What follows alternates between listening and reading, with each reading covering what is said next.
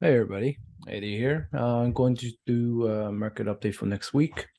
So today was a really interesting day. Today is Friday, September 23rd. The market kind of crashed a bit. And we tested the June lows. We didn't exactly hit it right after those, but we were pretty close to it. So right from this morning, I shorted it down, and actually today was one of the best days I had in my career. So it was a really easy read. This morning, I was hoping that we don't get a big gap open, but we did. So to look inside the bar, let's go in the 10-minute time frame. So this morning we have that big gap down. Yesterday when I seen this sell off at the end of the day, I knew that we probably potentially going to go test those June lows today. So that's exactly what it did. Um, I was planning on buying a put at the end of the day, but I just didn't really want to because the put call ratio was so high yesterday that I thought there was a potential short squeeze going to happen sometime today. So I didn't do it. But this morning I kind of seen it gap down and I just kind of followed the EMAs and just shorted down after Reebok broke. Um, but I wasn't expecting to break down so much. I actually just caught the beginning of the move, and then through the afternoon, I actually caught a little bit more on the downside. So we did get a nice bounce towards the end of the day and form like the daily hammer. So potentially next week we could see this gap fill and then could come back up to test the 8-day moving average before we go down any further. Because this is a megaphone type of pattern. So megaphone patterns tend to be very volatile and very wide towards the end of the megaphone. So potentially we break the June lows, we're coming all the way down to the bottom of the megaphone. And that is way, way down here. All right. So the area that I am looking at is actually, like I say in previous videos, this high right here as a first stop zone.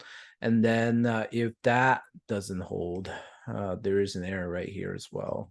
So it would be like this range, and then if that does not hold, we're coming back down to these $3,000 ranges, which is the bottom of this megaphone. So if that happens, it's going to be a huge, huge, huge down move. So you want to be very careful. You want to set your alerts right at the low of June to know what to do when that happens. If that happens, you need to start buying some puts. You need to hedge. You need to short whatever you do. If you have like positions in your portfolio, you want to hedge it. Right now, I'm on 100% cash. I'm only day trading, so I'm not doing anything else.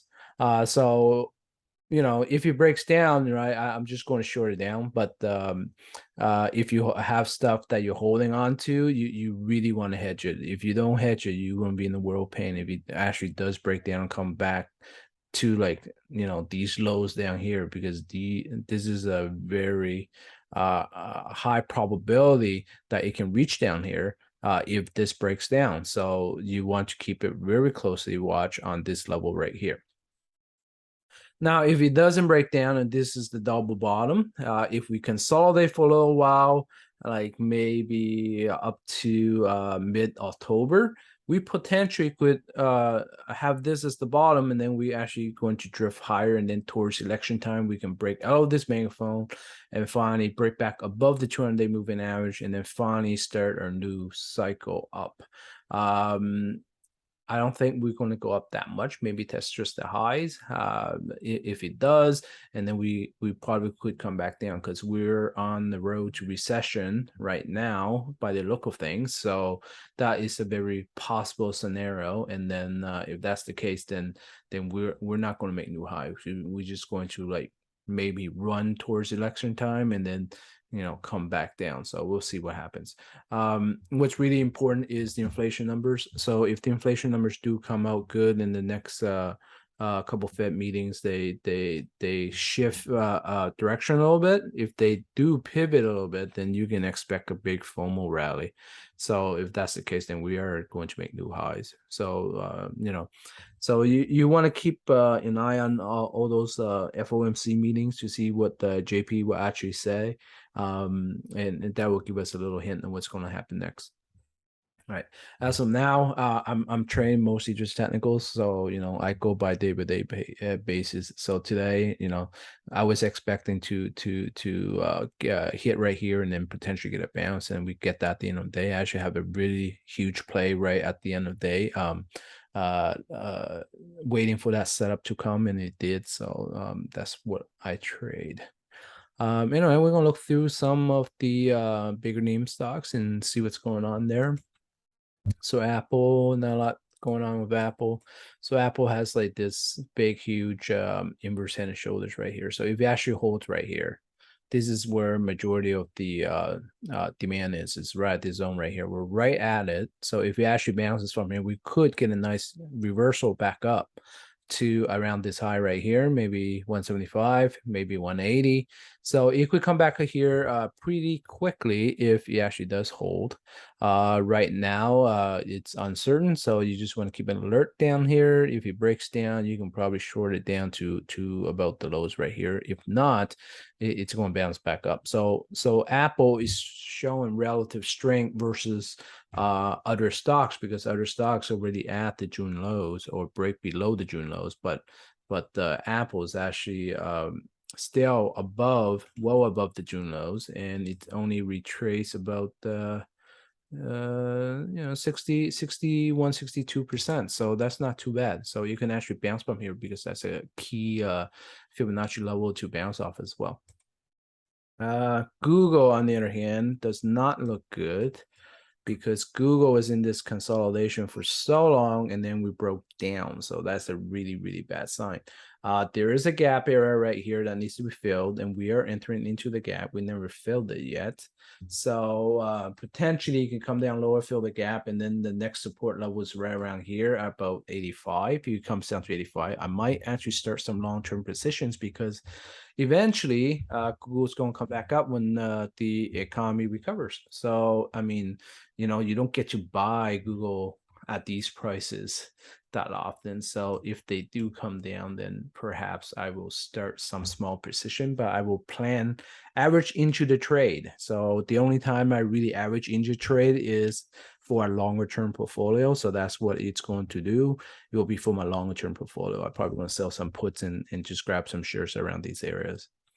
Yeah, so that's the game plan for Google. Let's measure this to see how far it'll go. So it just broke the 50% line. So yeah, so I was talking about this level right here. So it looks like that is a pretty good area as a support, as that's one of the key fib levels as well. So potentially we are coming back down to this level right here if momentum continues to come down. Microsoft, so Microsoft's a great company as well, but like I said before, any good company don't matter because we're in a bear market, so they do tend to correct just like everybody else. Microsoft did break the lows of June, so that's not really a great sign. You want to see Microsoft actually come back into above that area and maybe above 250 to hold around here. If not, it's coming down to this area right over here. So it's around 200 to 210 level, and that will be a level where you can start precision. All right, that's the level you really want to start precision, and then average your way in, plan the trade down as low as this area right here, which is around 140, 150. So if you can start it around 200 and plan for 150, right, then it's not too bad. Then you can have a cost average around somewhere in between, like 170, 180. And then if the market recovers, we're probably going to see new highs eventually, because Microsoft is not going nowhere. So if you can pick up these stocks at their cheap prices, just hold on to them longer term.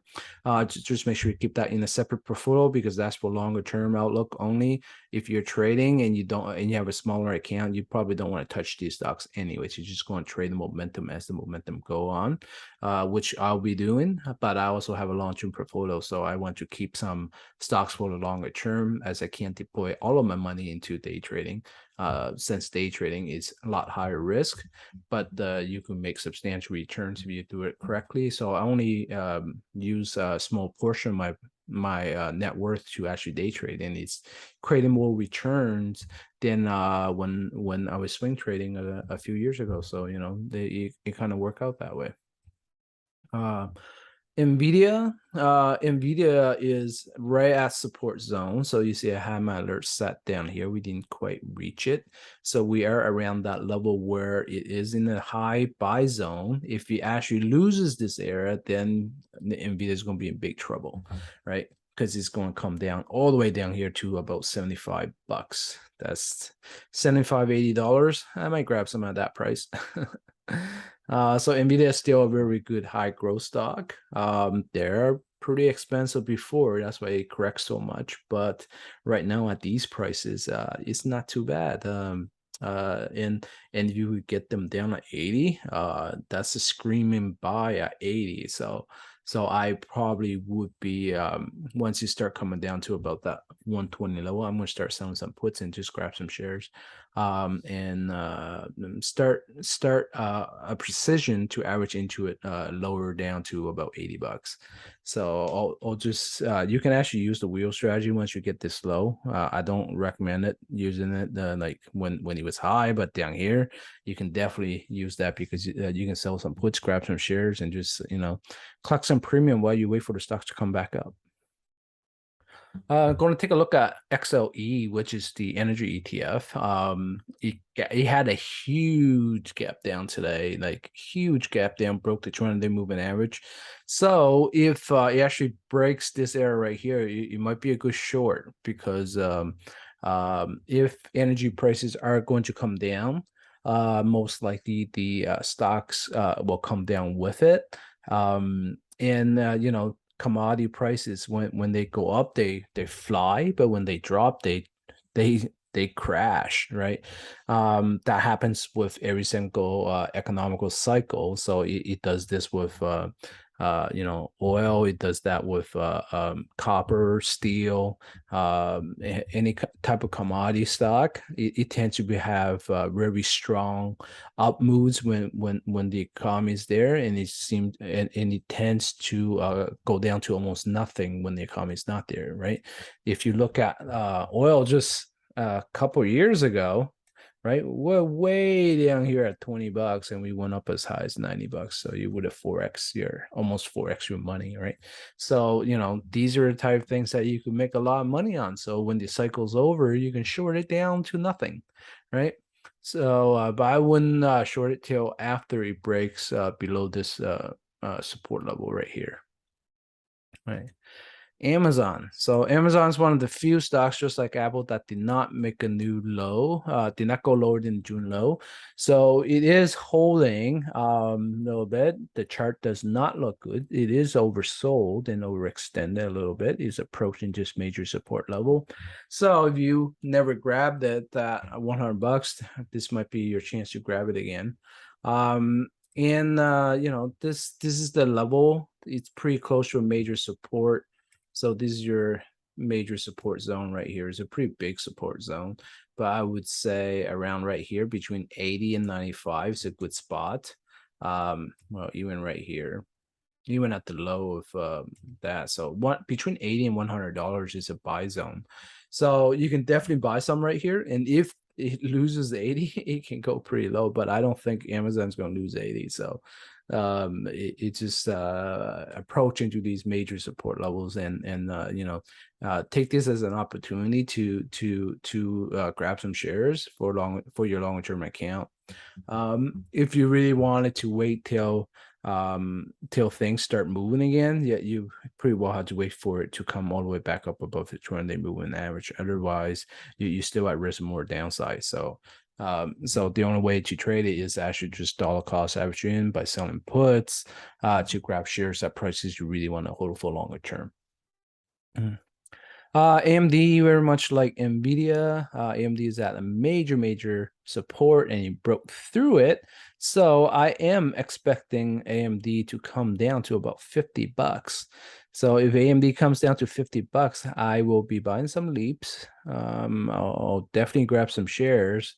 and then just wait it out and see what happens. I won't deploy too much money until I actually see a bottom, and then just average my way up instead of average my way down, right? I just want to scale into a position to about $50, perhaps even 40. So I would plan for 40. So just like every $10, I'll gradually buy a little bit of share here, a little bit of share here, a little bit of share here, and then I'll dollar cost averaging into a longer position. And then when things get going again, then you're gonna make a lot of money, right? Because it's we had a really huge bull cycle. So I do think that we could get these really high quality stocks that they're cheap if things picks up, right? If you lose those June lows on the index, you can expect a lot of cheap things that you can buy. So, just be prepared, have some cash ready. Don't deploy all of your money too fast, too soon, because potentially it can go much lower, right?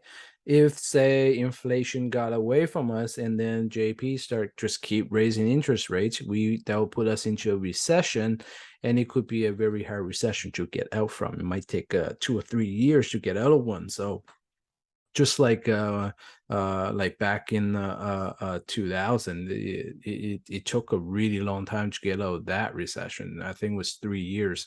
So you want to really have cash on hand, and don't deploy all of your cash until the market goes back above the 200-day moving average and then go back into like a bull cycle. Otherwise, you only want to deploy maximum or 50% of your money when you're still below 200-day moving average for longer term positions. And then once you start going above and start making higher high, higher lows, that's when you start deploying the other 50% and start averaging up your position instead of averaging down. And that's how you make money in the longer term. And you can make a lot of money once we hit the next bull cycle. But at the moment, it's not quite there yet. So you just want to deploy little bits of money at a time and just catch a few swings here and there. And that's pretty much it. That's my game plan anyway. So I'll see you guys next week. Make sure to like and subscribe to the video. And if you guys are interested in day trading, we already started the live day trading classes, but everything will be recorded. So if you guys are interested in learning, you can always watch the recording on these. Thanks.